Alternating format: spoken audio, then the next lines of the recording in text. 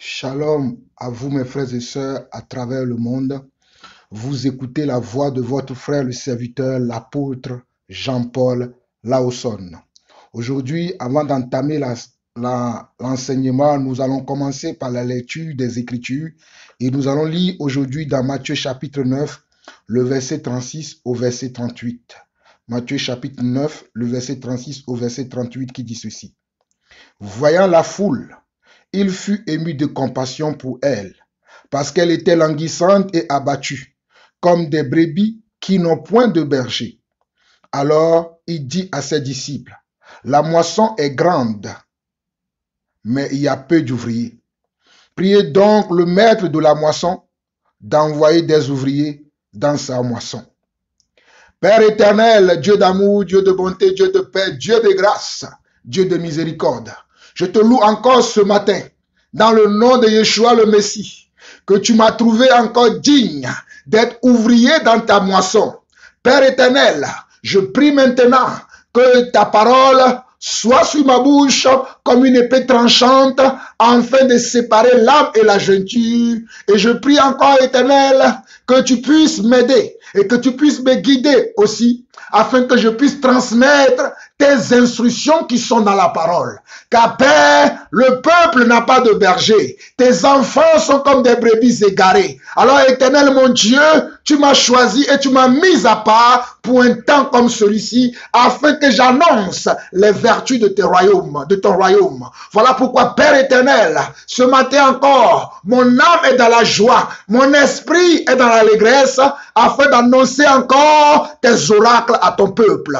Éternel mon Dieu, que tout mon être soit soumis à toi et à toi seul, Papa. Que mes pensées soient alignées derrière tes pensées. Que mes émotions soient alignées derrière tes émotions. Oh, Papa, que mes sentiments soient alignés derrière tes sentiments. Père éternel, je prie encore que tu donnes une écoute attentive à mes frères et sœurs à travers le monde qui m'écoutent et qui reçoivent ces enseignements. Et plus encore, éternel mon Dieu, je te prie de leur donner, Papa, de la foi. Oh, une petite foi comme un grain de sénévé, afin que cette foi-là puisse produire des grandes choses dans leur vie, afin que cette foi-là puisse produire des fruits dans leur vie, Papa. Éternel mon Dieu, je te prie encore, Seigneur Dieu, de soutenir ceux qui sont faibles dans la foi. Je te prie encore de soutenir ceux qui sont faibles dans la foi, comme l'apôtre Pierre te l'a demandé. Oh, Papa, et tu l'as soutenu. Moi aussi, Papa, je prie aujourd'hui afin que tu soutiennes tous mes frères et sœurs qui sont faibles dans la foi, car ils ont besoin de toi, car sans toi, nous ne pouvons rien et nous ne sommes bons à rien. Mais Père éternel, puisque tu es riche en amour et en bonté, je sais que tu le fais et tu le feras encore. Voilà pourquoi je te rends tout l'honneur, la gloire pour les siècles des siècles. Au nom de Jésus-Christ, nous avons ainsi prié. Amen. Alors, comme je l'ai dit tout à l'heure, mes chers frères et sœurs, vous écoutez la voix de votre frère le serviteur, l'apôtre Jean-Paul Laosson. Nous allons continuer notre enseignement sur le salut par la foi et les œuvres de la foi, ou le salut par la repentance et les œuvres dignes de la repentance. Et comme nous l'avons dit, je vous ai dit que nous allons étudier tout le livre de Romains, et la dernière fois nous nous sommes arrêtés au chapitre 6. Dans la 5e partie de l'enseignement, nous nous sommes arrêtés au chapitre 6. Aujourd'hui, nous allons continuer dans le chapitre 7 et dans le chapitre 8. Mais je profite de cette occasion pour dire à tous mes frères à travers le monde que vous devez suivre ces enseignements avec la Bible à la main et surtout avec l'esprit et la bonne disposition de cœur afin de comprendre qu'est-ce que Dieu veut nous révéler au travers de sa parole.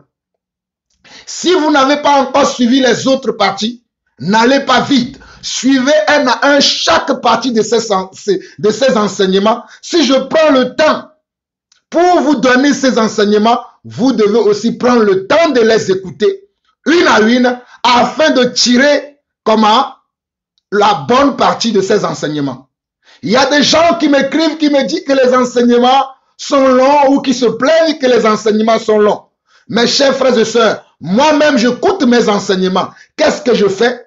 Quand j'écoute, j'ai écouté 30 minutes aujourd'hui ou le matin, Je sais là où je me suis arrêté. Lorsque je vais reprendre l'enseignement, je vais continuer là où je me suis arrêté. Parce que si nous voulons faire des enseignements de 10 minutes, comme font quelques-uns, nous ne pourrons jamais arriver à la fin de cet enseignement. Et comme vous ne le savez pas, moi je suis conduit par le Seigneur. Et la manière dont le Seigneur me conduit, je suis la direction de l'Esprit. Et lorsque le Seigneur me dit, là c'est bon, tu dois arrêter à cet instant-là, c'est ainsi que je m'arrête. Donc, comprenez bien ce que nous sommes en train de faire. Nous sommes en train de faire un travail pour lequel Dieu nous a appelés. Et Dieu nous demande de faire ce travail-là comment? Correctement. Et donc, je vous en prie, vous aussi, soyez patients et prenez le temps d'écouter les enseignements. Et si vous êtes souvent très occupé, notez le nombre de minutes que vous avez écouté. Et lorsque vous allez reprendre l'enseignement, commencez à partir de là où vous vous êtes arrêté. Mes chers frères et sœurs, vous prenez le temps pour regarder des films qui durent des heures. Vous prenez le temps pour écouter des histoires qui n'ont ni queue ni tête pour durer des heures. Vous prenez le temps pour aller travailler dans le monde pour un salaire, mais vous n'avez pas le temps pour écouter la parole de Dieu. Vous ne trouvez pas ça qu'il y a un problème? Vous prenez 35 heures pour travailler par semaine, d'autres comment 40 heures, d'autres 50 heures par semaine pour travailler, pour avoir un maigre salaire qui ne vous garantit pas la vie éternelle. Mais pour écouter la parole de Dieu, celle qui va vous donner la vie éternelle, vous vous plaignez. En tout cas, vous ne pouvez pas vous plaindre chez moi, plaignez-vous chez le Seigneur, car c'est le Seigneur qui m'envoie. Et c'est la méthode qu'il m'a donnée à moi, Jean-Paul Lawson. Je ne copie pas la méthode d'un autre, mais c'est comme ça qu'il m'a appelé et c'est comme ça qu'il me dit d'enseigner. Que celui qui a des oreilles pour entendre, entend ce que l'Esprit dit à son Église. Romains chapitre 7 aujourd'hui. Nous nous sommes arrêtés la dernière fois à Romains chapitre 6. Nous nous sommes arrêtés dans la partie 5. Nous nous sommes arrêtés dans Romains chapitre 6. Voilà pourquoi avant de commencer la 7e partie de l'enseignement, il faut écouter la 5e partie, sinon vous n'allez pas comprendre ce que je vais dire dans la 5e partie de cet enseignement. Mais nous le commençons par la grâce de Dieu. Ignorez-vous, frères, quand je parle à des gens qui connaissent la loi, que la loi exerce son pouvoir sur l'homme aussi longtemps qu'il vit. Ainsi, une femme mariée est liée par la loi à son mari tant qu'il est vivant, mais si le mari meurt, elle est dégagée de la loi qu'il a liée à son mari. Mes chers frères et sœurs, l'apôtre Paul est en train encore d'éclaircir ses frères les Romains sur l'objectif de la loi, sur la mission de la loi. Il est en train d'expliquer ce que la loi a fait dans nos vies. Voilà pourquoi il dit, ignorez-vous frères, car je parle à des gens qui connaissent la loi. Remarquez bien comment l'apôtre commence ses propos. Il dit, ignorez-vous frères, car je parle à des gens qui connaissent la loi, que la loi exerce son pouvoir sur l'homme aussi longtemps qu'il vit. Ainsi, une femme mariée, là il est en train de donner un exemple. Ainsi, une femme mariée est liée par la loi à son mari tant qu'il est vivant. Il dit ainsi, une femme qui est mariée est liée à son conjoint, à son époux, tant que ce dernier est vivant. Mais si le mari meurt, elle est dégagée de la loi qu'il a liée à son mari. Mais il dit quoi? Que si le mari meurt, si le conjoint meurt, si l'époux meurt, la femme est liée est dégagée de cette loi qu'il a liée à son mari. La femme est dégagée. Et elle continue au verset 3. Si donc du vivant de son mari, elle devient la femme d'un autre homme, elle sera appelée adultère. Il dit si le conjoint de cette femme vit encore, et que cette femme devient la femme d'un autre homme, elle sera appelée adultère parce que le mari est encore vivant. Si le mari est encore vivant, elle ne peut pas être la femme d'un autre. Elle ne peut être que la femme d'un seul homme. Elle ne peut pas être la femme d'un autre. Voilà pourquoi Paul dira que si le mari meurt, elle est dégagée de cette loi. Mais si le mari meurt, elle est affranchie de la loi. Le verset 3 dit, si donc du vivant de son mari, elle devient la femme d'un autre homme, elle sera appelée adultère. Mais si le mari meurt, elle est affranchie de la loi, de sorte qu'elle n'est point adultère en devenant la femme d'un autre. De même, mes frères, regardez. Écoutez-moi très bien, mes chers frères et sœurs. Regardez. De même, mes frères, vous aussi, vous avez été par le corps de Christ mis à mort en ce qui concerne la loi, pour que vous ne vous apparteniez, à un autre, à celui qui est ressuscité des morts, afin que nous portions des fruits pour Dieu. J'espère que vous comprenez maintenant. Paul dit au verset 4 de Romains 7, il dit, de même nous aussi. Voilà pourquoi il dit de même mes frères, vous aussi, vous avez été par le corps de Christ mis à mort en ce qui concerne la loi, c'est-à-dire en ce qui concerne le péché. En ce qui concerne le péché, vous avez été mis à mort par rapport au péché. Parce que dans le chapitre 6, il a dit que nous ne pouvons plus livrer nos corps, nos membres au péché. Il dit pour ce que vous... de même, mes frères, vous aussi, vous avez été par le corps de Christ mis à mort en ce qui concerne la loi. Pour que vous ne vous apparteniez, pour que vous apparteniez à un autre, celui qui est ressuscité des morts, afin que nous portions des fruits pour Dieu. Vous voyez que nous devons porter des fruits. Vous voyez que nous devons porter des fruits. Il est absolument important.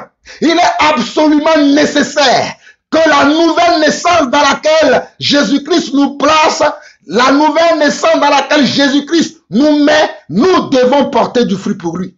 Nous ne pouvons pas dire que nous sommes sauvés par la foi. Nous sommes sauvés par grâce et que nous ne pouvons plus porter du fruit. Non, car nous sommes sauvés par grâce pour porter du fruit. Nous sommes sauvés par la foi pour porter du fruit. Mais si nous ne portons pas du fruit, cela est anormal. Cela n'est pas juste que nous disons que nous sommes sauvés par la grâce et que nous ne portions pas du fruit. Il continue. Verset 5. Car lorsque nous étions dans la chair, regardez, car lorsque nous étions dans la chair, les passions des péchés provoquées par la loi agissaient dans nos membres, de sorte que nous portions des fruits pour la mort. Regardez, Paul dit que lorsque nous étions soumis à la chair, lorsque nous étions soumis à la loi et à la chair, nous portions du fruit. Mais pourquoi maintenant nous sommes soumis à Christ, à l'Esprit de Christ, nous ne portons pas du fruit? Verset 6. Il dit, mais maintenant, nous avons été dégagés de la loi, étant morts à cette loi sous laquelle nous étions retenus, de sorte que nous servons sous le régime nouveau de l'esprit et non selon la lettre qui a vieilli. Je relis le verset 5 et le verset 6, car quelques-uns parmi nous ne comprennent pas vraiment les Écritures. Paul dit, car lorsque nous étions dans la chair, regardez, il commence à dire, car lorsque nous étions dans la chair, les passions des péchés, regardez bien ce qu'il dit, les passions des péchés, car lorsque nous étions dans la chair, voilà pourquoi nous disons que la chair et le sang ne peuvent pas hériter le royaume des cieux. C'est l'esprit qui va hériter le royaume des cieux. Voilà pourquoi Paul dit, car lorsque nous étions dans la chair, les passions des péchés provoquées par la loi agissaient dans nos membres de sorte que nous portions des fruits pour la mort. Quand on vit dans la chair, les fruits que nous allons porter, c'est des fruits pour la mort. C'est la jalousie, l'envie, l'ivrognerie, la brouterie. C'est toutes ces choses qui sont comment les œuvres de la chair qui vont nous amener à la mort. Mais le verset 6, il dit, mais maintenant, nous avons été dégagés de la loi. C'est-à-dire, nous avons été dégagés de la chair, étant morts à cette loi sous laquelle nous étions retenus, de sorte que nous servons sous le régime nouveau de l'esprit. De sorte que nous servons sous le régime nouveau de l'esprit et non sur la lettre qui a vieilli. Que dirons-nous donc? La loi est-elle péché? Loin de là. Mais je n'ai connu le péché que par la loi. Regardez. Paul dit au verset 7 de Romains 7, il dit, Que dirons-nous donc? La loi est-elle péché? Loin de là. La loi n'est pas péché. La loi n'est pas un péché. Et il continue. Mais je n'ai connu le péché que par la loi. Car je n'ai pas connu la convoitise si la loi n'avait pas dit tu ne convoiteras pas. Voilà pourquoi je vous ai dit dans la partie 5 que le péché, c'est que la loi est celui qui nous amène à connaître le péché. La loi a pour objectif de nous démontrer le péché, de nous montrer ce que c'est que le péché.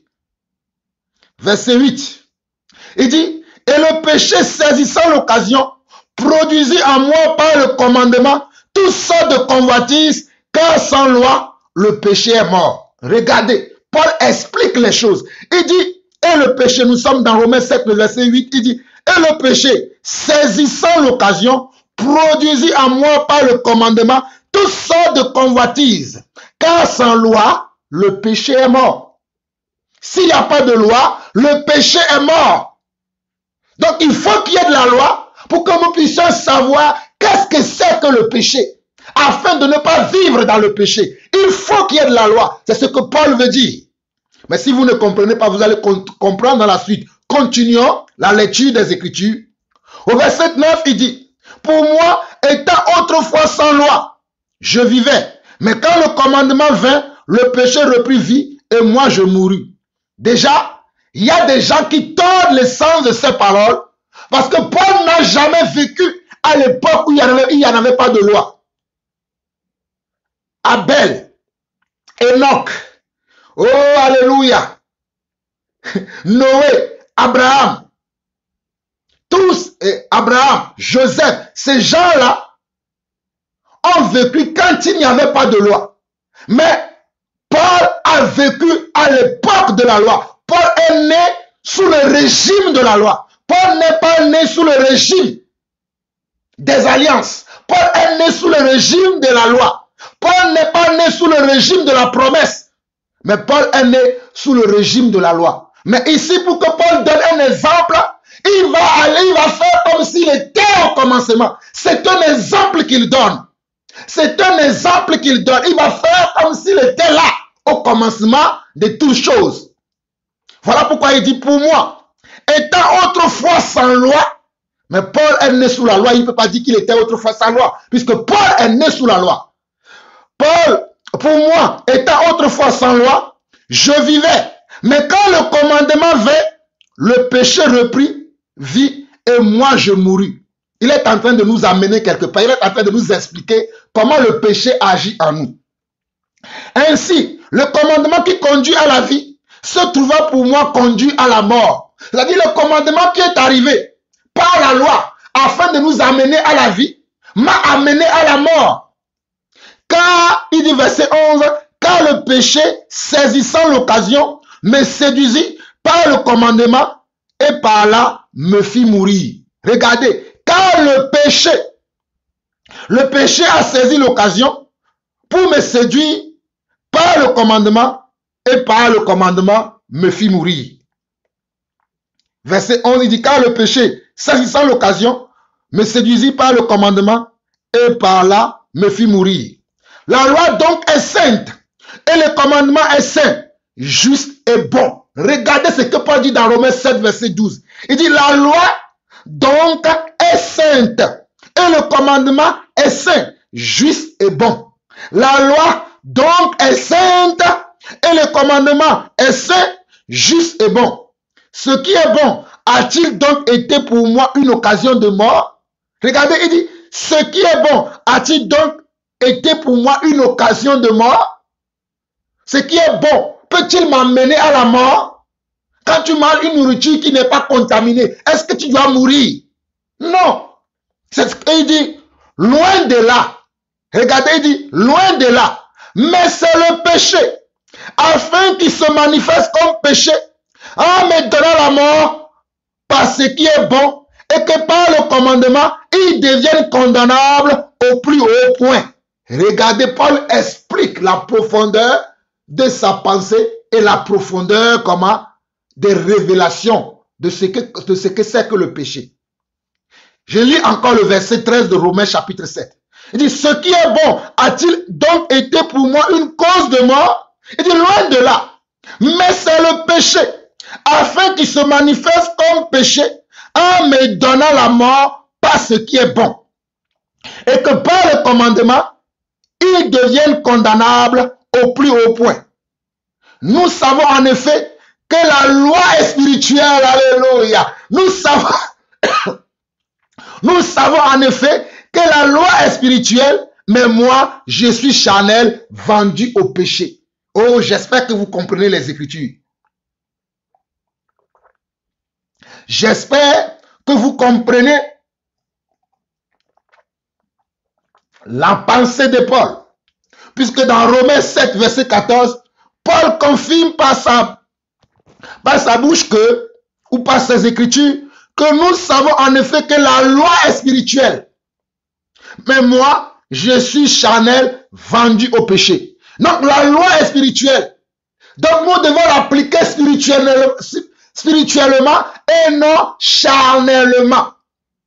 La loi est spirituelle et la manière dont nous devons l'appliquer à notre vie, c'est spirituellement que nous devons l'appliquer. Ce n'est pas charnellement.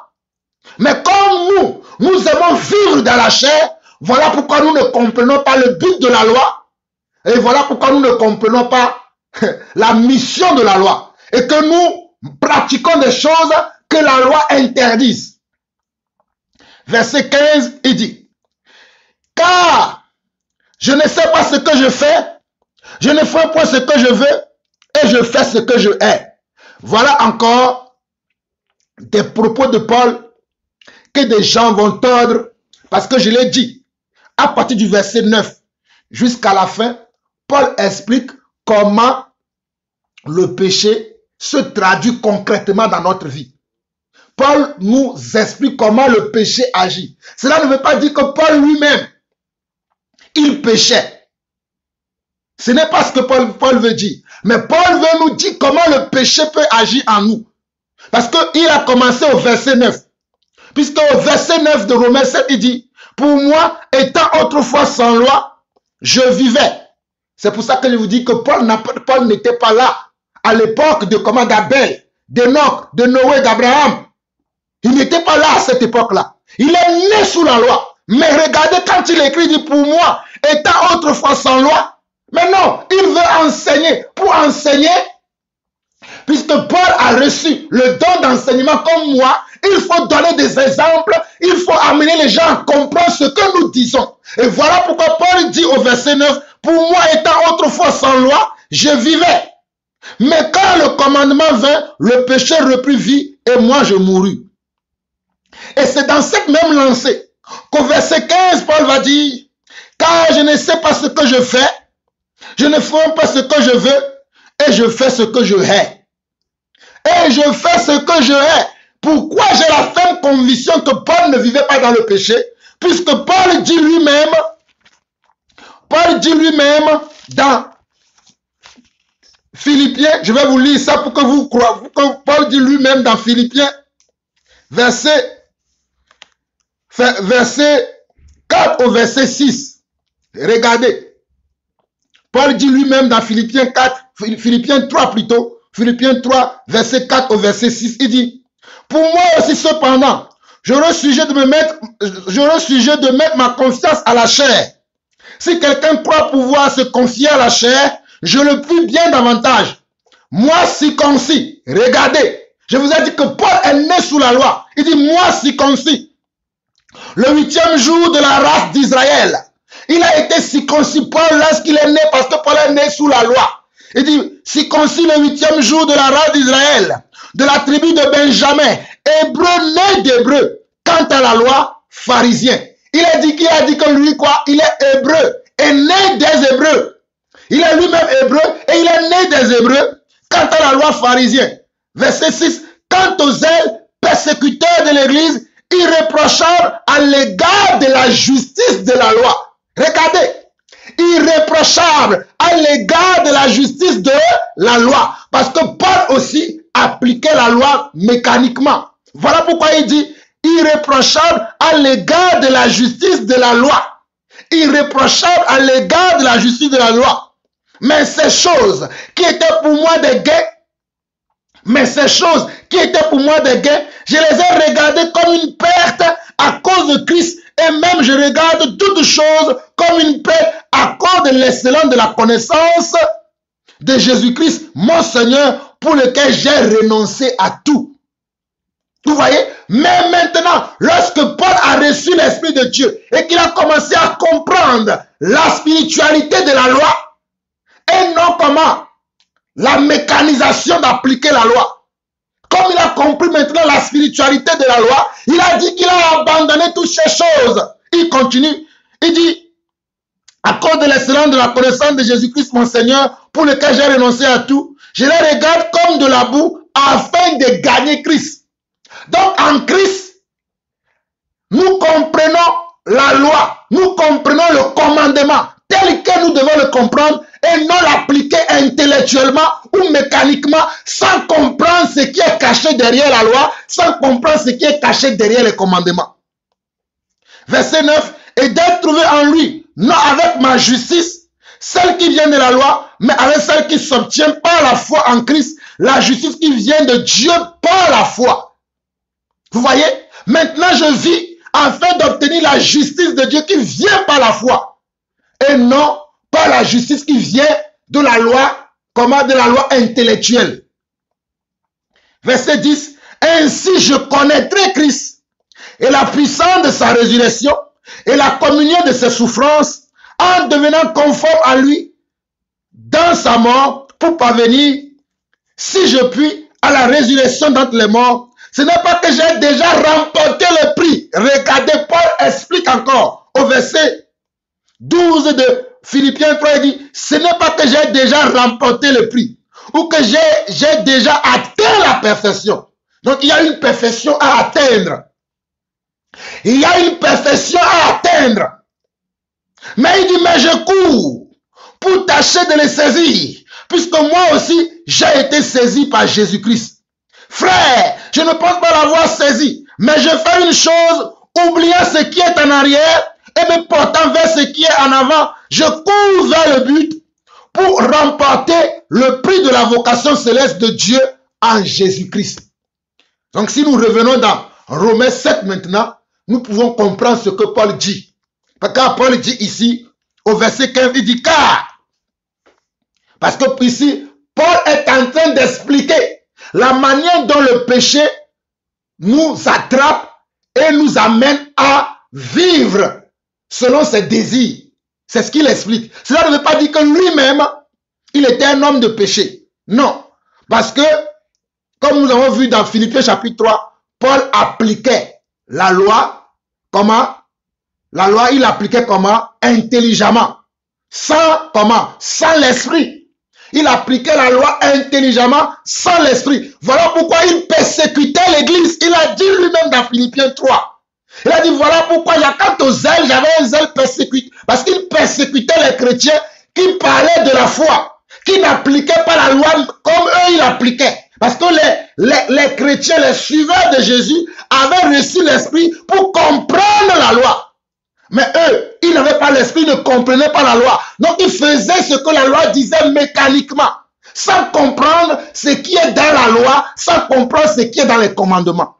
Voilà pourquoi ici, dans le chapitre 7, Paul explique. Il dit, au verset 15, il dit, car je ne sais pas ce que je fais, je ne fais pas ce que je veux, et je fais ce que je hais. Or, si je fais ce que je ne veux pas, je reconnais par là que la loi est bonne. Il dit, oh, si je fais ce que je ne veux pas, je reconnais par là que la loi est bonne. Et maintenant, ce n'est plus moi qui le fais, mais c'est le péché qui habite en moi. Ce n'est plus moi qui le fais, c'est le péché qui habite en moi. Qui habite où? Dans ma chair. Ce qui est bon, je le sais, n'habite pas en moi. C'est-à-dire, dans ma chair, ce qui est bon n'habite pas dans ma chair. J'ai la volonté, mais non le pouvoir de faire le bien. Car je ne fais pas le bien que je veux, et je fais le mal que je ne veux pas.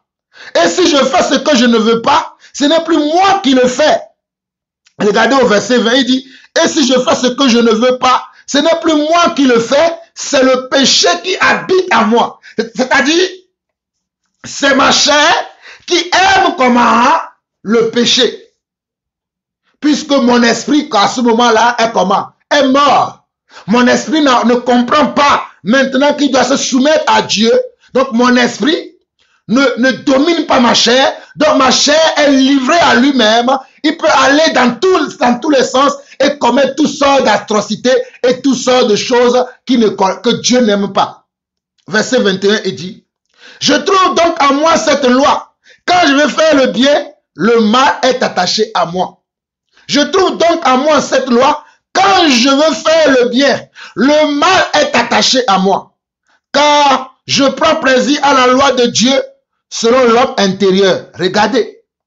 Regardez ce que Paul dit. Il dit, car je prends plaisir à la loi de Dieu selon l'homme intérieur. L'homme intérieur, c'est quoi? C'est l'âme. C'est l'esprit. Il dit que je prends plaisir à la loi de Dieu selon l'homme intérieur. C'est-à-dire dans mon âme et dans mon esprit, j'aime la loi. Mais je vois dans mes membres, verset 23, mais je vois dans mes membres une autre loi qui lutte contre la loi de mon entendement. Ça veut dire la loi de moi, comment? De ma foi. Mais je vois dans mes membres une autre loi qui lutte contre la loi de mon entendement et qui me rend captif de la loi du péché qui est dans mes membres. Vous voyez? Il dit au verset 23 de Romains 7, il dit, mais je vois dans mes membres une autre loi qui lutte contre la loi de mon entendement et qui me rend captive de la loi du péché qui est dans mes membres. Misérable que je suis. Misérable que je suis. Qui me délivrera de ce corps de mort? Misérable que je suis. Qui me délivrera de ce corps de mort? Mais regardez le verset 25. Grâce soit rendue à Dieu par Jésus-Christ, notre Seigneur. Regardez, la solution pour que je ne puisse pas vivre dans la chair, la solution pour que je ne puisse pas vivre dans la chair, c'est Jésus. Voilà pourquoi il va dire, grâce soit rendue à Dieu par Jésus-Christ, notre Seigneur. Ainsi donc, moi-même, je suis par l'entendement esclave de la loi de Dieu et je suis par la chair esclave de la loi du péché. Regarde, ainsi donc, moi-même, je suis par l'entendement, c'est-à-dire par ma foi. L'entendement veut dire par ma foi. Je suis par la foi esclave de la loi de Dieu et je suis par la chair. Regardez, et je suis par la chair esclave de la loi du péché. Par la chair que je porte, je suis esclave de la loi du péché. Mais par la foi qui est dans mon homme intérieur, qui est dans mon esprit, je suis esclave de la loi. Mais ce n'est pas fini. Paul continue. Paul continue son explication. Ce n'est pas fini. Et voilà pourquoi les gens ils vont s'arrêter là. Ils vont bâtir leur doctrine. Maintenant, regardez. Paul dit qu'il est esclave du péché. Paul dit que le bien que je veux faire, je n'arrive pas à le faire, je fais le mal. Alors que Paul explique comment le péché agit en nous. Paul était en train d'expliquer le processus, le fonctionnement, le caractère, le comportement, comment le péché agit en nous. C'est ce que Paul explique. En aucun cas, Paul dit qu'il se livrait au péché. Puisqu'il dit, au chapitre 8, il dit, il n'y a donc aucune condamnation pour ceux qui sont en Jésus-Christ. Et les gens ne comprennent pas. Ils vont aussi prendre que ce verset et bâtir leur doctrine. Il n'y a aucune condamnation pour ceux qui sont en Christ. Donc, ils vont vivre dans le péché. Ils vont vivre selon la chair et croire qu'il n'y aura pas de condamnation pour eux. Mais ils n'ont pas lu la suite de la pensée de Paul.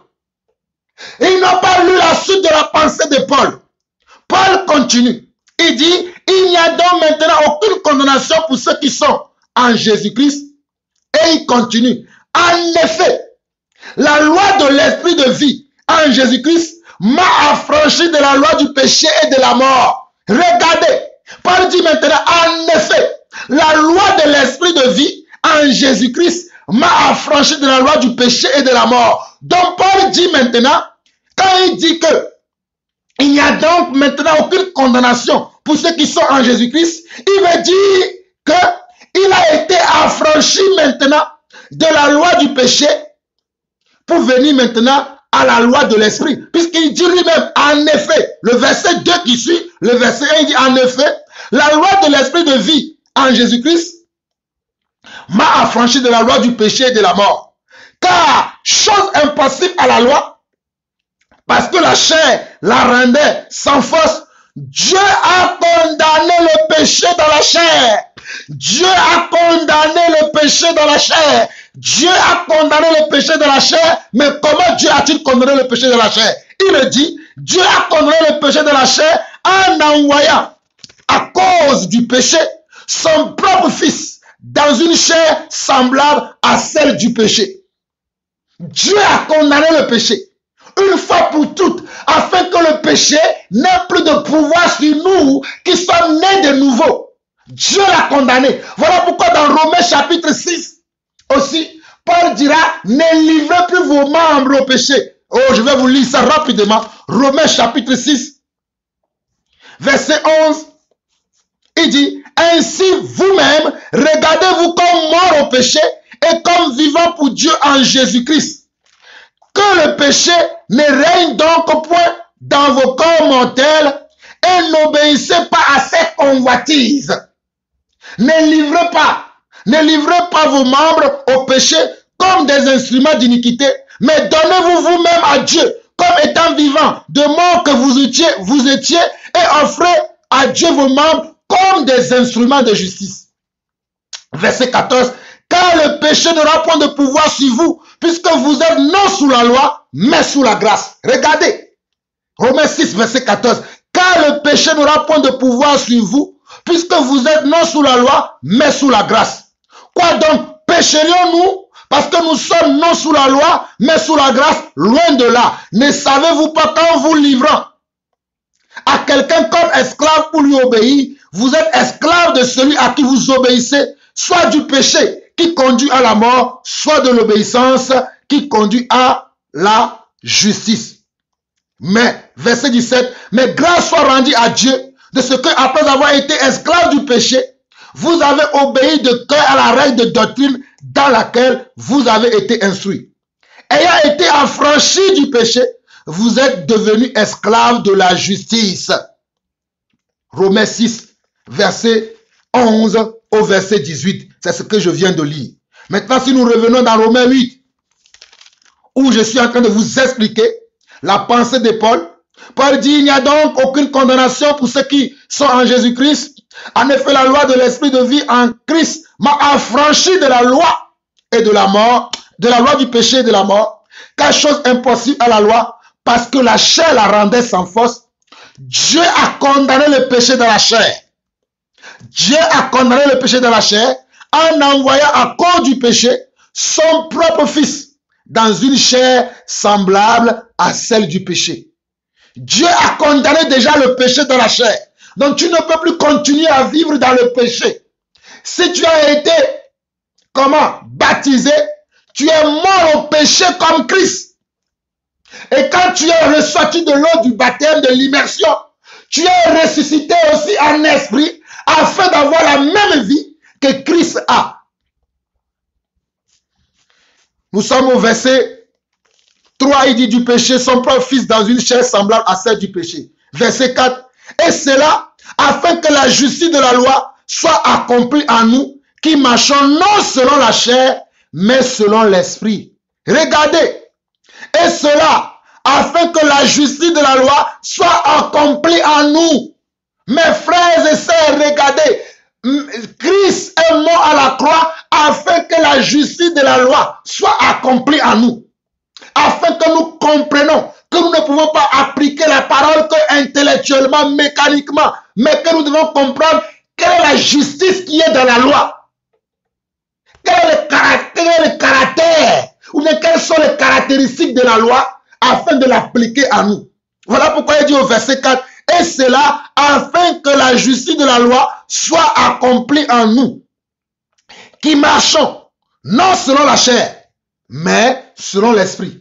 Est-ce que Paul a continué de marcher dans la chair? Non, puisqu'il dit, et cela afin que la justice de la loi soit accomplie en nous, qui marchons non selon la chair. À nous qui marchons, non selon la chair. À nous qui marchons, non selon la chair, mais selon l'esprit. Verset 5, il dit, ceux en effet qui vivent selon la chair s'affectionnent aux choses de la chair. Tandis que ceux qui vivent selon l'esprit s'affectionnent aux choses de l'esprit. Vous voyez?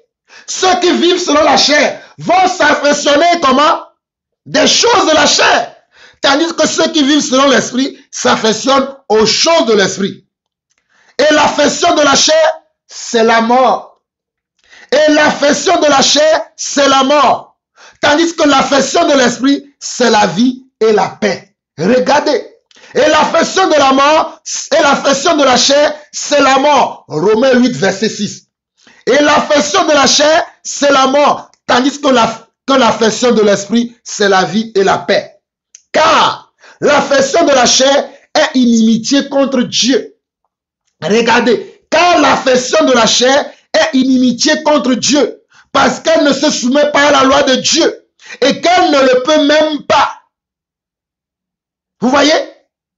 Romains 8, verset 7 dit, car l'affection de la chair est inimitié contre Dieu, parce qu'elle ne se soumet pas à la loi de Dieu, parce que la chair ne se soumet pas à la loi de Dieu, et qu'elle ne le peut même pas. La chair ne peut même pas.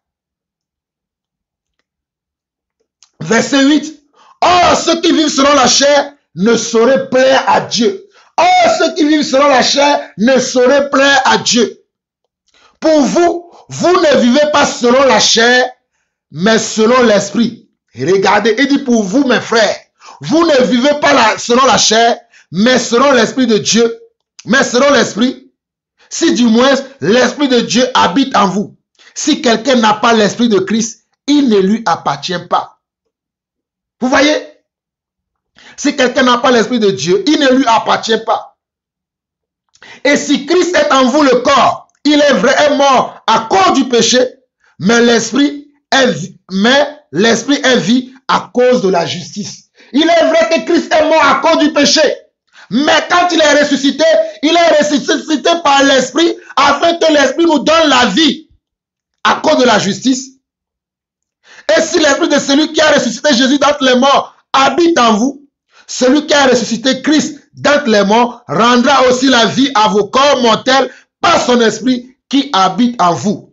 Verset 12, regardez. Verset 12 de Romains chapitre 8 dit, ainsi donc frères, nous ne sommes point redevables à la chair pour vivre selon la chair. Romains 8 verset 12.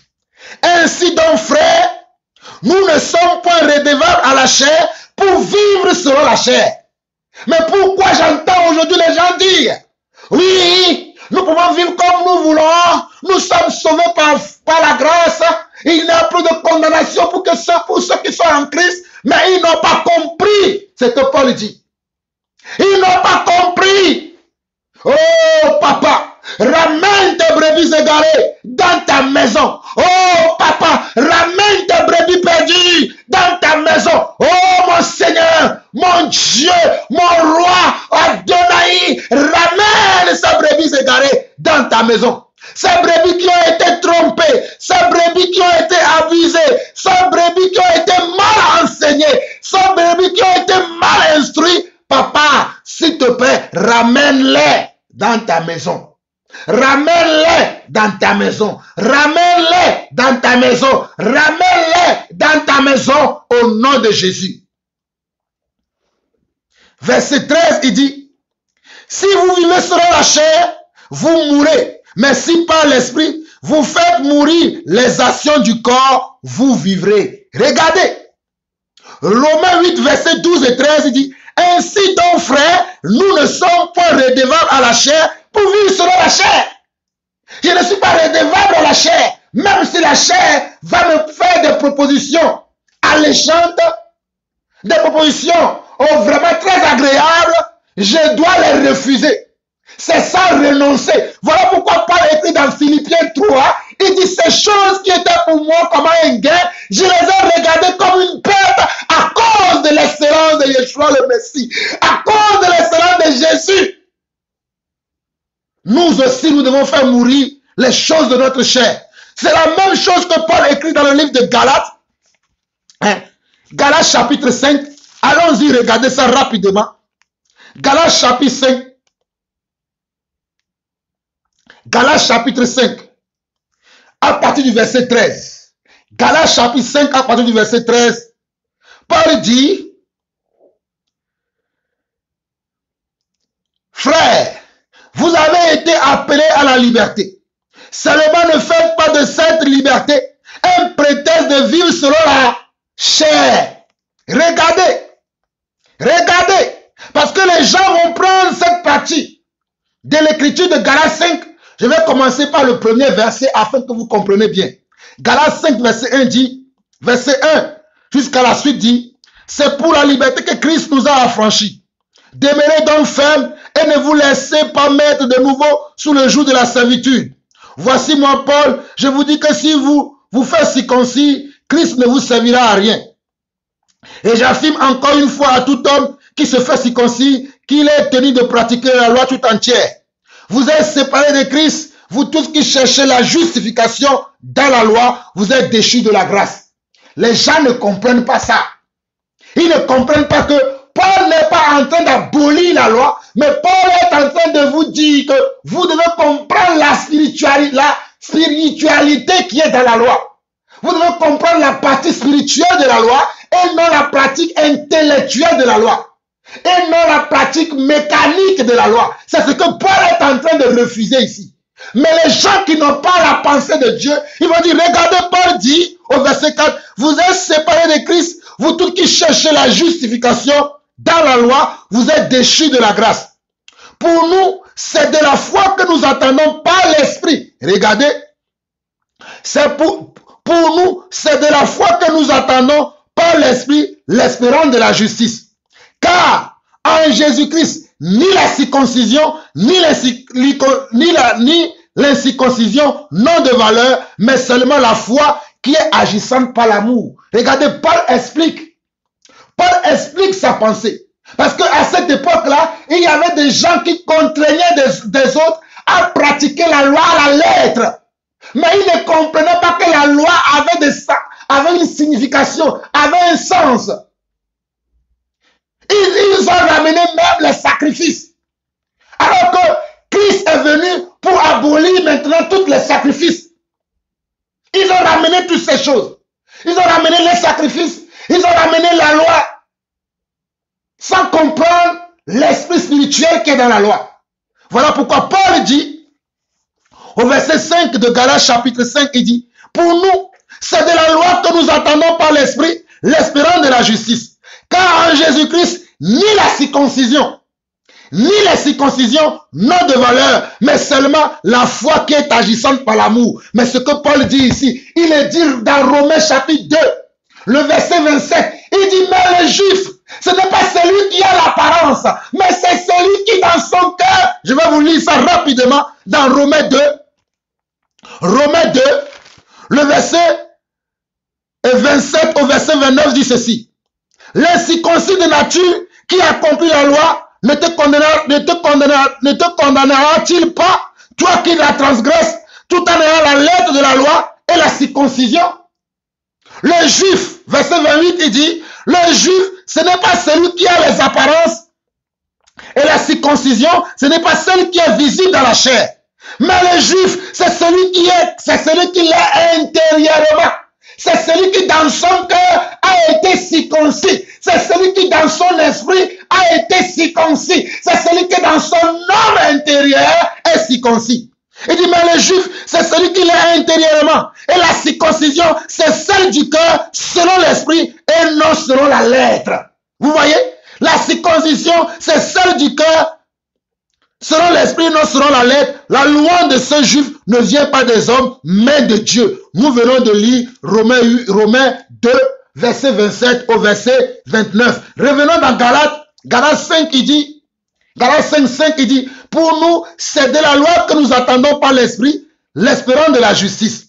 Car en Jésus-Christ, ni la circoncision, ni l'incirconcision n'ont de valeur, mais seulement la foi qui est agissante par l'amour.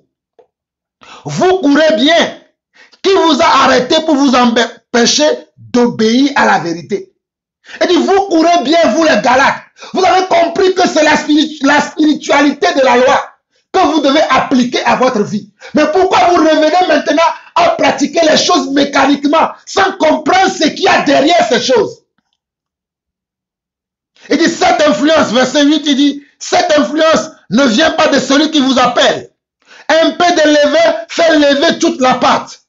J'ai cette confiance en vous, dans le Seigneur, que vous ne penserez pas autrement. Mais celui qui vous trouble, quel qu'il soit, en portera la peine.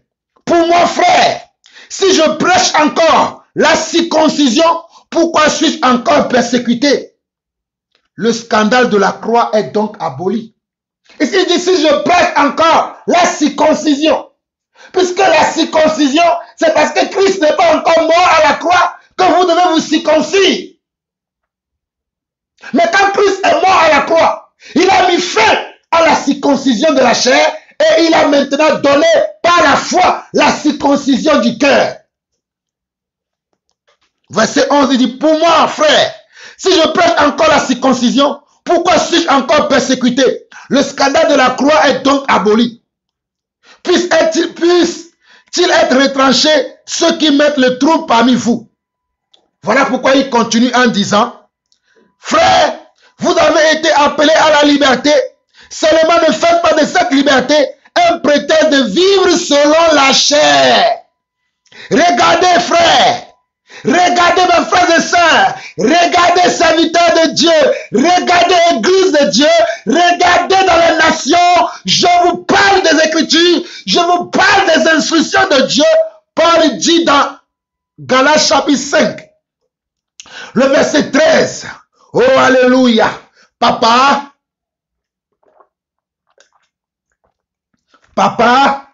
permets que mes frères et sœurs à travers le monde puissent comprendre maintenant les Écritures. Il dit, frère, Galates 5, verset 13, il dit, frère, vous avez été appelés à la liberté, seulement ne faites pas de cette liberté un prétexte de vivre selon la chair. Nous ne pouvons pas faire de cette liberté que nous avons eu par la grâce de Dieu, que nous avons eu par la foi, pour vivre maintenant selon la chair. Pour vivre maintenant selon la chair. Il continue. Mais rendez-vous par amour, serviteurs les uns des autres, car toute la loi, regardez, est-ce que la loi a été définitivement abolie? Non. Car il dit, car toute la loi est accomplie dans une seule parole, celle-ci. Il répète les paroles de Jésus. Paul répète les paroles de Yeshua le Messie. Il dit, dans Galates 5, verset 14, il dit, car la loi est accomplie dans une seule parole, celle-ci, tu aimeras ton prochain comme toi-même. Mais si vous vous mordez et vous dévorez les uns les autres, prenez garde que vous ne soyez détruits les uns par les autres. Verset 16 de Galates 5, il dit, j'ai dit donc, marchez selon l'esprit et vous n'accomplirez pas les désirs de la chair. Marchons maintenant selon l'esprit. Marchons maintenant selon l'esprit. Car nous avons été faits enfants de Dieu maintenant. Dieu nous a adoptés maintenant et il a mis son esprit en nous afin que nous vivions par l'esprit et non par la chair. Je dis donc, Galates 5, verset 16, il dit, je dis donc, marchez selon l'esprit et vous n'accomplirez pas les désirs de la chair.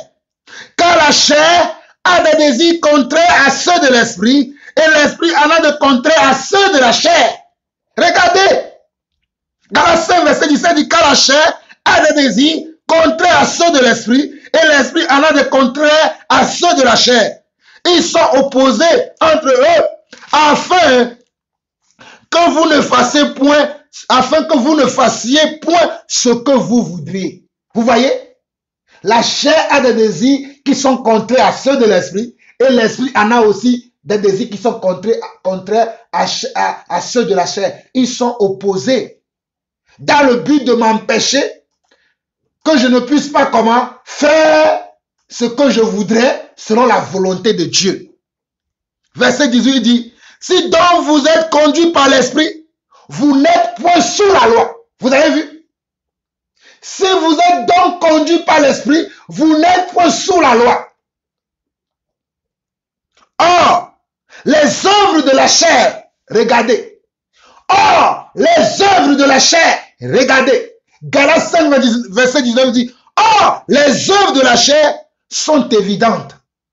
Ce sont la débauche, l'impureté, les dérèglements, l'idolâtrie, la magie, les rivalités, les querelles, les jalousies, les animosités, les disputes, les divisions, les sectes. Verset 21, l'envie, l'ivrognerie, les essais de table et les choses semblables.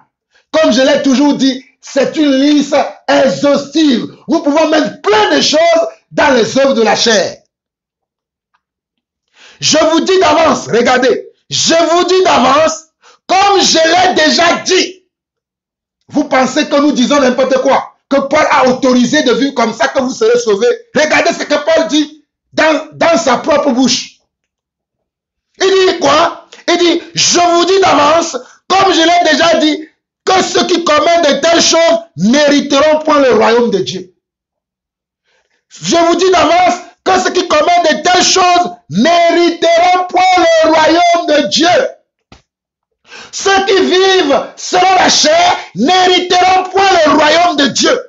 Mais c'est ceux qui vivent selon l'esprit qui vont hériter le royaume de Dieu. Si tu vis selon la chair, parce que ta chair te pousse à être orgueilleux, à être vantard, à être rempli de toi-même, à chercher les querelles, à chercher les animosités, tu ne rentreras pas au ciel. Détrompe-toi mon frère, détrompe-toi ma soeur. Si tu écoutes les faux prédicateurs, les prédications qui vous amènent à vivre selon la chair, les prédicateurs qui vous amènent à vivre selon la chair, si c'est cela que vous écoutez, je vous le dis aujourd'hui, en tant qu'apôtre du Seigneur Jésus-Christ, que vous n'hériterez point le royaume de Dieu. En tant qu'apôtre, mis à part pour un temps comme celui-ci, oh, pour ma génération, oh Seigneur, merci parce que tu m'as fait cette grâce de vivre dans cette génération et de pouvoir annoncer ta parole à mes frères afin qu'ils sortent de la chair et qu'ils viennent à l'esprit. Et Galates 5, 22, il dit, mais le fruit de l'esprit, c'est l'amour, la joie, la paix, la patience, la bonté, la bienveillance, la foi, la douceur, la maîtrise de soi. Vous voyez? Si tu es enfant de Dieu, tu dois avoir la maîtrise de soi. Devant la jalousie, devant l'envie, devant les querelles, devant la fornication, devant l'adultère, tu dois pouvoir avoir la maîtrise de soi. Tu dois maîtriser ta chair. La loi n'est pas contre ces choses. Regardez le verset 23. Paul précise, verset 23, la loi n'est pas contre ces choses. Vous qui disiez que la loi est contre ces choses, vous qui prétendez que la loi est contre ces choses, Paul dit que la loi n'est pas contre ces choses.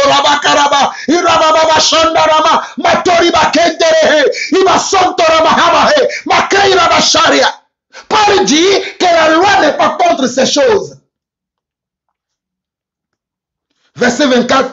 Ceux qui sont à Jésus-Christ ont crucifié la chair avec ses passions et ses désirs. Ceux qui sont à Jésus-Christ ont crucifié la chair avec ses passions et ses désirs. Si nous vivions par l'esprit, marchons aussi par l'esprit. Si nous vivions par l'esprit, marchons aussi par l'esprit. Ne cherchons pas une vaine gloire en nous provoquant les uns les autres, en nous portant envie les uns aux autres. Revenons. Et nous allons finir dans Romains chapitre 8. Nous allons finir aujourd'hui dans Romains chapitre 8. Je vais reprendre rapidement Romains chapitre 8. À partir du verset 5, je l'ai déjà expliqué, mais c'est pour que nous puissions revenir dans la direction dans laquelle nous étions avant d'aller voir ce que Paul dit aussi dans le livre de Galates. Romains 8, 5 dit, ceux en effet qui vivent selon la chair s'affectionnent aux choses de la chair. Tandis que ceux qui vivent selon l'esprit s'affectionnent aux choses de l'esprit. Et l'affection de la chair, c'est la mort, tandis que l'affection de l'esprit, c'est la vie et la paix. Car l'affection de la chair est une inimitié contre Dieu parce qu'elle ne se soumet pas à la loi de Dieu et qu'elle ne le peut même pas. Or, ceux qui vivent selon la chair ne sauraient plaire à Dieu. Pour vous, vous ne viviez pas selon la chair, mais selon l'esprit, si du moins l'esprit de Dieu habite en vous. Si quelqu'un n'a pas l'esprit de Christ, il ne lui appartient pas. Et si Christ est en vous le corps, il est vrai est mort à cause du péché, mais l'esprit est vie à cause de la justice.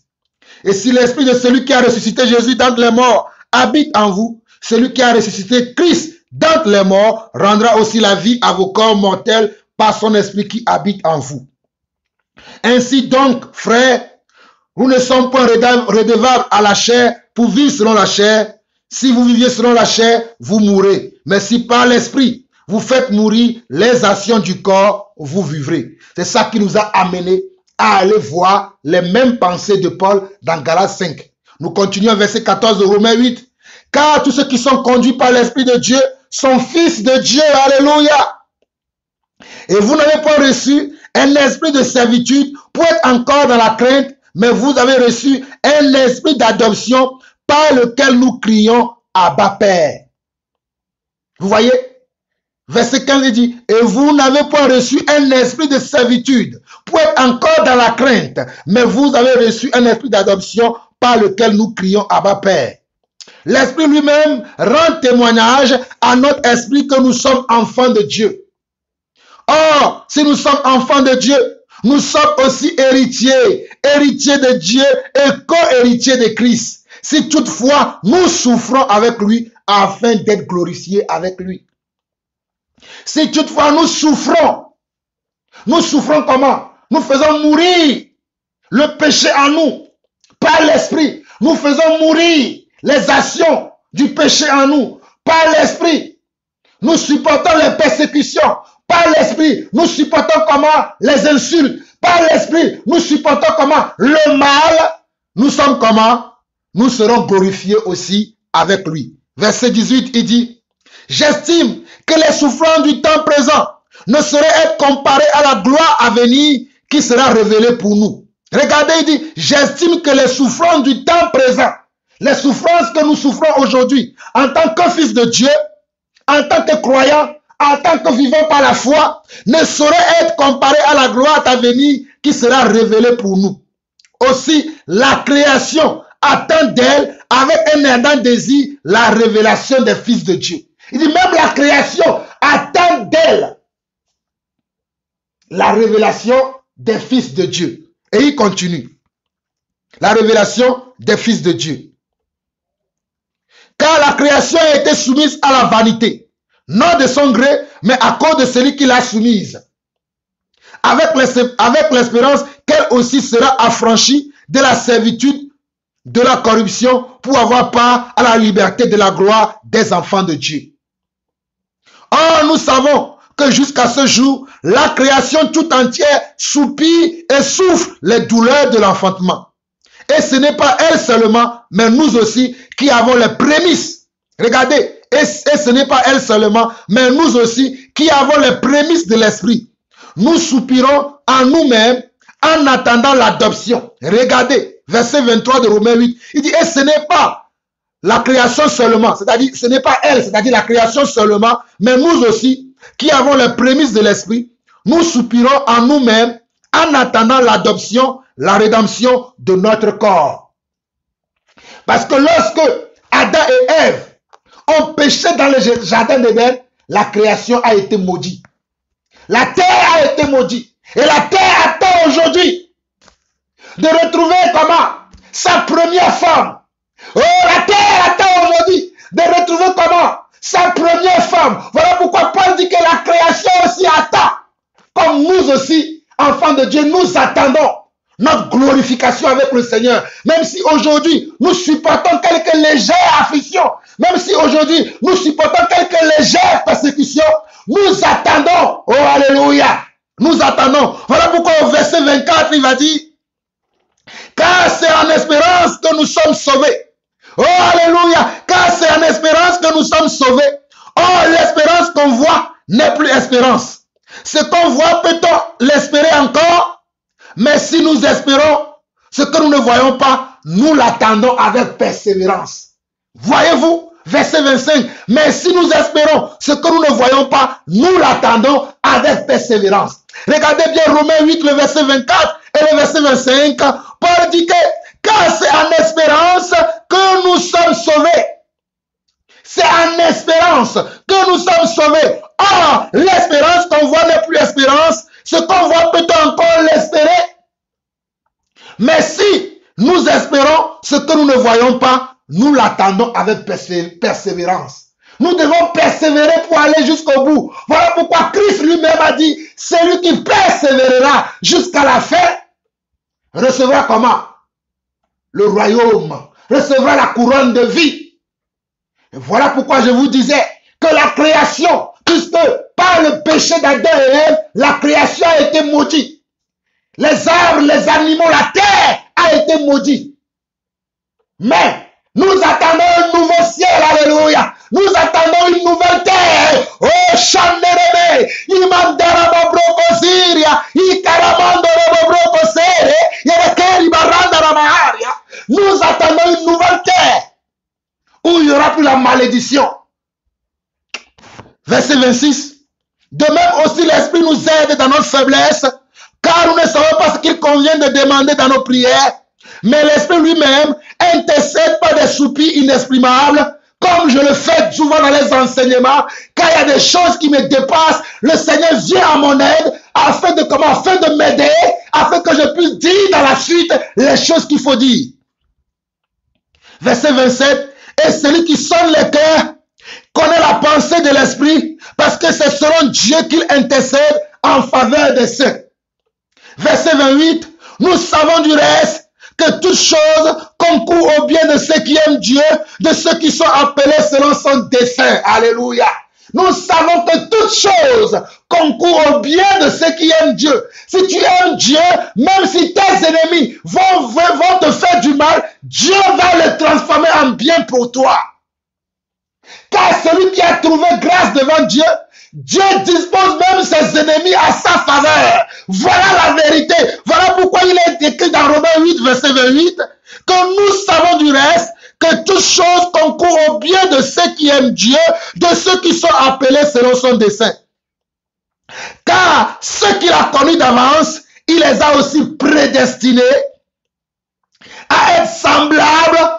Regardez, vous qui ne voulez pas être semblables à l'image du Fils, mais regardez ce que disent les Écritures. Les Écritures disent dans Romains 8, verset 29, ceux qu'il a connus d'avance, il les a aussi prédestinés. Nous sommes prédestinés à être semblables à l'image de son Fils, afin que son Fils soit le premier-né de beaucoup de frères. Nous sommes amenés à être semblables à Christ. Es-tu semblable à Christ? Toi qui te pavanes dans les boîtes de nuit, toi qui te pavanes dans les maisons, toi qui te pavanes dans les commérages, toi qui te pavanes dans les querelles, toi qui te pavanes dans les disputes, toi qui fais toutes ces choses qui sont les œuvres de la chair. Es-tu dans l'image du Christ? Verset 30. Et ceux qu'il a prédestinés, il les a aussi appelés. Et ceux qu'il a appelés, il les a aussi justifiés. Alléluia. Il nous a justifiés par son sang. Il nous a justifiés par sa mort et sa résurrection. Et ceux qu'il a justifiés, il les a aussi glorifiés. Vous voyez? Il les a aussi glorifiés. Et c'est la gloire que nous attendons maintenant. Verset 31. Que dirons-nous donc à l'égard de ces choses? Que dirons-nous donc à l'égard de ces choses?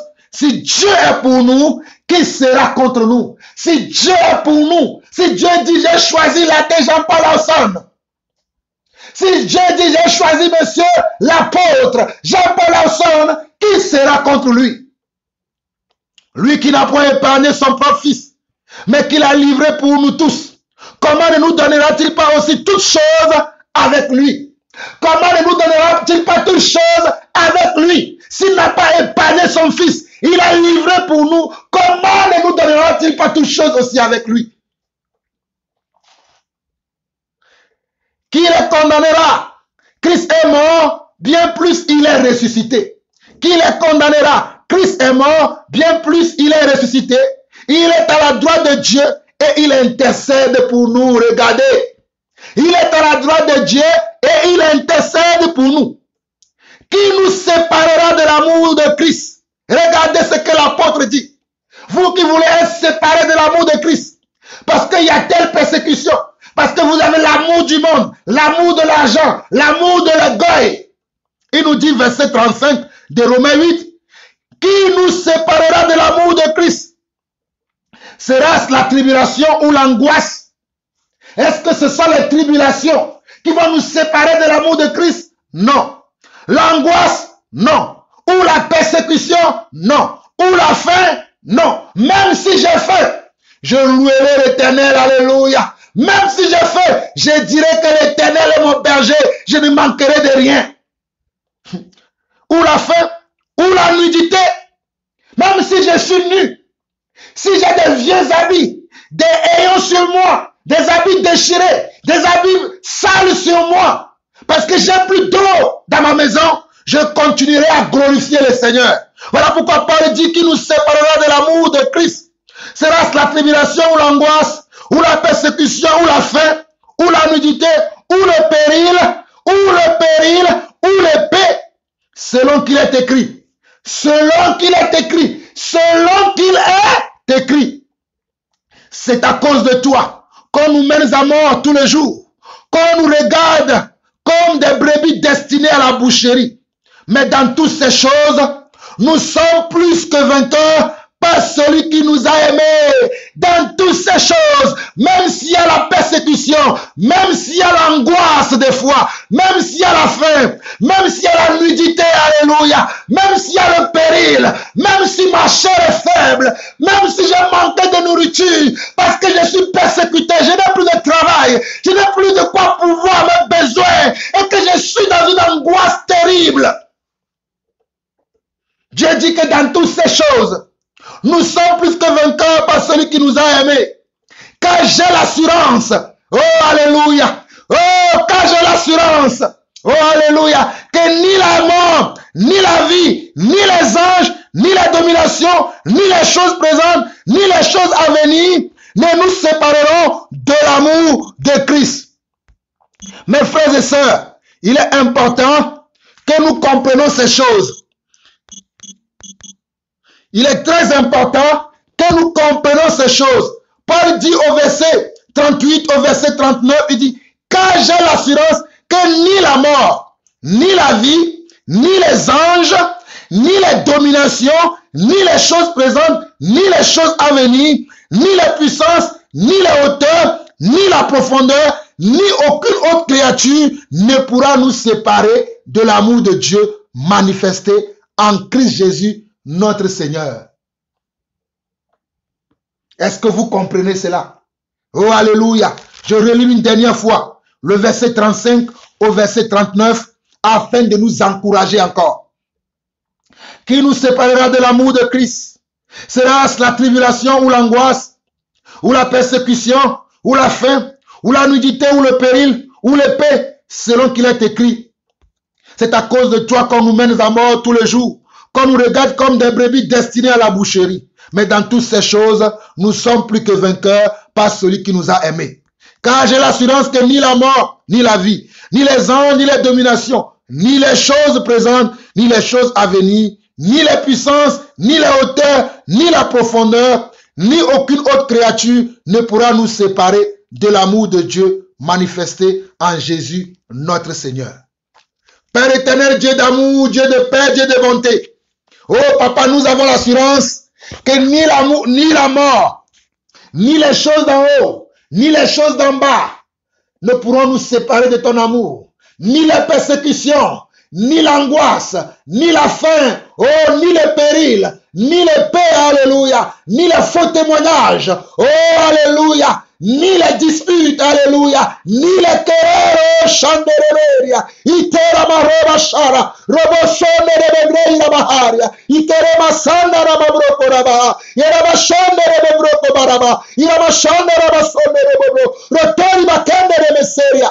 Seigneur, ni toutes ces choses qui sont dans le monde aujourd'hui, afin de nous dissuader, à ne plus espérer en toi, Seigneur Dieu, ne pourrons nous atteindre. Car nous savons, Seigneur Dieu, que dans toutes ces choses, nous sommes plus que vainqueurs. Voilà pourquoi je vais te louer, je vais te rendre grâce, je vais te bénir, je vais te dire encore merci, Seigneur, pour ta mort et ta résurrection. Pour ta mort et ta résurrection. Je vais encore te louer, toi, Yeshua le Messie. Je veux que le fruit de mes lèvres confesse encore ton nom, Papa. Oh, confesse encore ton nom. Confesse encore ton nom. Car toi seul mérite la gloire, car toi seul mérite la louange, oh, car toi seul mérite la gloire, car toi seul mérite la louange. Nous t'adorons, nous t'exaltons, vois ton visage, Seigneur, nous voulons, oui, car toi seul mérite la gloire, car toi seul mérite la louange. Nous t'adorons, nous t'exaltons, vois ton visage, Seigneur, nous voulons, oh, vois ton visage, Seigneur, nous voulons, vois ton visage, Seigneur, nous voulons, oui, vois ta croix, Seigneur, Seigneur, nous voulons, oh, vois ta croix, Yeshua, Seigneur, nous voulons, oui, vois ta croix, vois ta croix, vois ta croix, vois ta croix, oui, vois ta croix, vois ta croix, oh, vois ta croix, vois ta croix, vois ta croix, mon Dieu, vois ta croix, mon Dieu, vois ta croix, mon roi, vois ta croix, mon roi, oh, vois ta croix, Rabbi, vois ta croix, vois ta croix, Yeshua, vois ta croix, oh, vois ta croix, et pitié de nous, vois ta croix, et pitié de moi. Vois ta croix, et pitié de nous. Vois ta croix, et pitié de moi. Oui, vois ta croix, Seigneur. Oh, vois ta croix, Seigneur. Oui, vois ta croix, Seigneur. Oui, vois ta croix, Jésus. Oh, vois ta croix, Rabbi. Et pitié de moi. Oh, vois ta croix, Seigneur. Et pitié de nous. Oh, vois ta croix, et libère-nous. Et vois ta croix, et libère-moi, et vois ta croix, et sanctifie-nous, et vois ta croix, et sanctifie-moi, oh, vois ta croix, et purifie-nous, et vois ta croix, et purifie-moi, et vois ta croix, et purifie-nous, oh, vois ta croix, et purifie-moi, oui, vois ta croix, Jésus, vois ta croix, Adonai, vois ta croix, Yeshua, oh, vois ta croix, Rabbi, vois ta croix, toi l'alpha, vois ta croix, toi l'oméga, oui, vois ta croix, toi l'alpha, vois ta croix, toi l'oméga, oui, vois ta croix, et libère-moi, vois ta croix, et libère-nous, oui, vois ta croix, et vois ta croix, oh, vois ta croix, et libère-nous, et vois ta croix, et libère-moi, oh, vois ta croix, et pitié de moi, et vois ta croix, et pitié de nous, oui, vois ta croix, vois ta croix,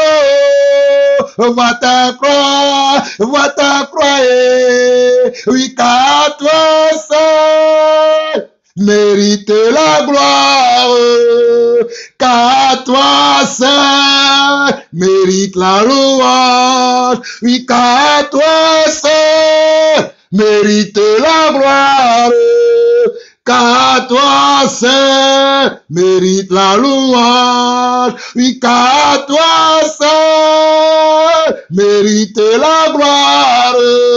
Oui, toi seul mérite la louange. Oh oui, toi seul mérite la gloire. Oui, toi seul mérite la louange. Oui, nous t'adorons, nous t'exaltons. Vois ton visage, Seigneur, nous voulons. Oh, vois ton visage. Vois ton visage, vois ton visage, vois tes souffrances, oui, vois tes souffrances, vois tes souffrances, vois tes souffrances, vois tes souffrances, oui, vois tes souffrances, et souviens-toi de moi, et vois tes souffrances, et souviens-toi de moi, et vois tes souffrances, et souviens-toi de nous, et vois tes souffrances, et souviens-toi de nous, et vois tes souffrances, et souviens-toi de nous, et vois ton souffrance, et souviens-toi de nous, et vois tes souffrances, et souviens-toi de moi, et vois tes souffrances, et souviens-toi de nous, vois tes souffrances, vois tes souffrances, vois tes souffrances, vois tes souffrances, oh, vois tes souffrances, mon Dieu, vois tes souffrances, Jésus, vois tes souffrances, mon roi, vois tes souffrances, Jésus, vois tes souffrances, mon roi, vois tes souffrances, Jésus, vois tes souffrances, mon roi, vois tes souffrances, Yeshua, vois tes souffrances, Rabbi, vois tes souffrances, Adonai, vois tes souffrances, Elohim, vois tes souffrances, Adonai, vois tes souffrances, Elohim, vois tes souffrances, Adonai, vois tes souffrances. Vois tes souffrances, vois tes souffrances, et vois tes souffrances, vois tes souffrances, et vois tes souffrances, vois tes souffrances, et libère-nous, vois tes souffrances, et libère-moi, vois tes souffrances, et libère-nous, vois tes souffrances, et libère-moi. Oh, merci Père. Merci pour tes souffrances à la croix. Merci pour tes souffrances.